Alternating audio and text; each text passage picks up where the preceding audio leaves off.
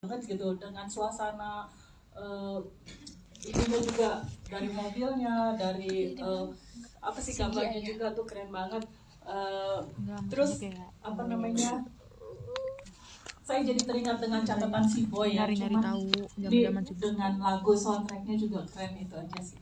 Oke, kesulitan berarti ya dalam banyak sih pengadaan. daripada tadi Kak. Mas Fajar? Oke. Karena settingnya di Serang tahun 80-an, maka hal pertama yang harus kita cari adalah mewujudkan kota Serang dalam film gitu.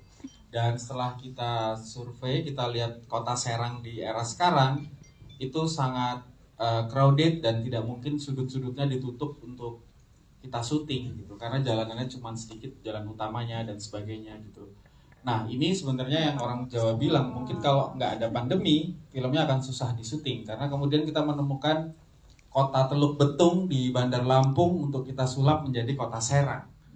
Dan karena pandemi, Teluk Betung yang menjadi pusat bisnisnya Tanah Abangnya Bandar Lampung itu pada saat pandemi tutup. Jadi menjadi kota yang sangat sepi dan bisa kita lakukan syuting di sana. Problemnya kemudian pemerintah daerah Bandar Lampung itu punya syarat di undang-undang daerahnya mereka bahwa setiap bangunan komersil harus ada mahkota siger namanya. Itu yang membuat semua shot ke arah kota itu menjadi harus di CGI, dihilangin kekhasan Bandar Lampungnya. Itu membuat jadi prosesnya cukup panjang. Nah, Anyer sendiri ketika kita samperin juga sudah penuh dengan supermarket. Untuk menyulap Anyer di tahun 80-an, saya nggak mungkin menutup supermarket di sepanjang Jalan Raya Anyer yang ada di kota Anyer itu. Jadi kita syutingnya di pesisir pantai Kalianda di Lampung Selatan.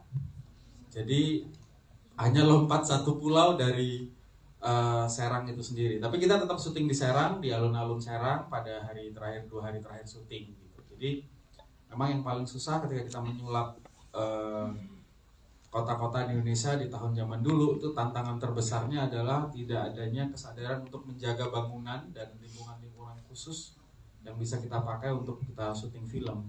Itu sih tantangan terbesarnya selain pandemi dan lain-lain. Oke, siap. Terima kasih Mas Fajar jawabannya. Siap, selanjutnya silakan. Nama, media, dan pertanyaannya. Oke, Assalamualaikum warahmatullahi wabarakatuh. Waalaikumsalam. Daus dari Seleb TV mau nanya pas ke Abizar sama Biwan atau juga ke saudara. Ini kan terutama Abizar ya sama Biwan.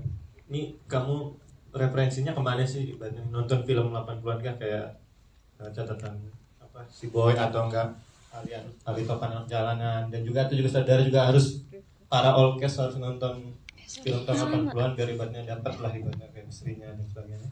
Dan juga syutingnya ini emang harus di Serang biar dapat view bagus gitu kotanya, atau gimana, atau ada kota lain lagi, ada pertimbangan sebelumnya, ini gimana kita sih? Oke, tadi Lampung ya udah dijelasin juga terus bagian, tapi nanti yang lainnya silahkan. Boleh untuk Biawan dan juga Abizar boleh dijawab. Ya, jatuhnya kan referensi ya itu. Kalau gue sendiri pun sempat menanyakan referensi gue ke nyokap gue. Contohnya, karena kan gue buta banget sama kegiatan-kegiatan yang ada di tahun 80-an. Jadi gue nanya ke nyokap dan juga apa yang nyokap lakuin saat nyokap jatuh cinta sama bokap. Itu menjadi salah satu referensi gue. Dan karena pun gue juga cuma bisa lihat visual bokap pada tahun segitu di media online, jadi ya gue cari dari situ. Oke, Abizar seperti itu. Kalau Biawan gimana mencari referensi untuk karakter Dullah di tahun 80-an ini? Referensinya apa ya? Sebenarnya aku melihat dulu di film ini adalah Valkor Roy yang harus menekan dia agar dia melawan. Nah, jadi referensinya justru bukan film 80-an di Indonesia, tapi justru di film luar. Nah, bagaimana sih seorang villain membuat hero yang menjadi superhero. Oke, siap. Terima kasih Biawan dan juga Abizar. Thank you jawabannya. Selanjutnya tadi Mas Fajar mungkin apakah emang itu harus di Serang atau tadi juga kan Lampung Kalianda ya sudah dijelaskan, atau ada kota-kota lainnya, silakan. Kotanya nggak ada selain di Teluk Betung itu dan di Kalianda. Dan kalau kita membandingkan brand IP paling besar tahun 80-an dari Lupus dan Catatan Si Boy, hanya Balada Siro yang belum difilmkan ya. Ya. Dan dari 3 itu saya ketika membuat film ini saya memetakan bahwa Catatan Si Boy itu kucing gedongan, Lupus itu kucing komplek, dan Catatan Si Boy ini kucing kampung. Jadi dengan Balada Siro itu kucing kampung gitu. Jadi karena itu saya bisa mendefine karakternya dan mendrive ceritanya seperti apa, looknya dan lain-lain gitu. Oke, siap. Terima kasih. Selanjutnya, boleh? Silakan.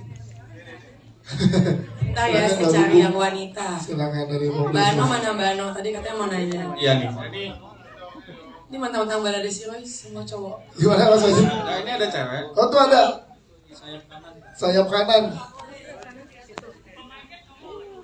Yuk, Mana tadi sayap kanan?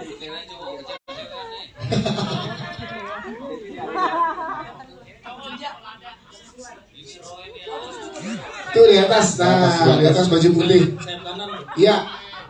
Tuh, Modric. Ada luka Modric. Ya, Ayo biar kurus. ya. Tuh, nama, media dan pertanyaannya. Halo, selamat sore semuanya. Sore. Perkenalkan, nama saya Priscilia dari Review Cinema. Saya masih mau nanya tentang si Jo. Jo itu setahu saya kan anjing helder dan itu galak. Susah nggak sih pas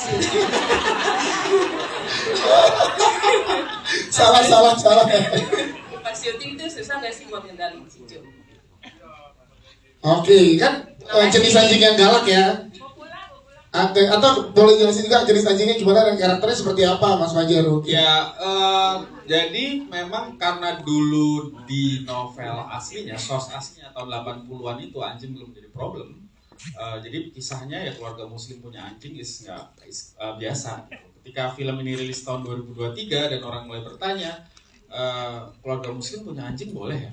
Terus sama yang mainin anak almarhum Ustadz nih, gimana? Jadi saya harus mempelajari karena saya anak Muhammadiyah. Oke, karena anak Muhammadiyah saya harus memberikan sedikit perubahan terhadap source aslinya, bahwa anjing di film ini ditugaskan oleh ayahnya untuk menjaga rumah, dan itu dijelasin nanti dalam filmnya. Dan kemudian kita juga mencari tim sekolah anjing untuk menemani. Jadi memang si anjing kita ini kita ini agak aneh ya ngomongnya. Si anjing kita ini memang dia jadi kita waktu itu ada pilihan antara anjing polisi atau anjing yang memang dari sekolah anjing gitu. Nah setelah kita tes, ternyata anjing polisi emang dididik buat ngegigit gitu. Memang yang punya naluri buat menyerang gitu, atau mengendus doang gitu. Jangan begitu action ngendus kan PR. Akhirnya kita, karena ada kaptennya kan, anjing polisi itu ada jabatan, memang ada jabatan. Jadi nggak cuman YouTuber yang dikasih jabatan militer.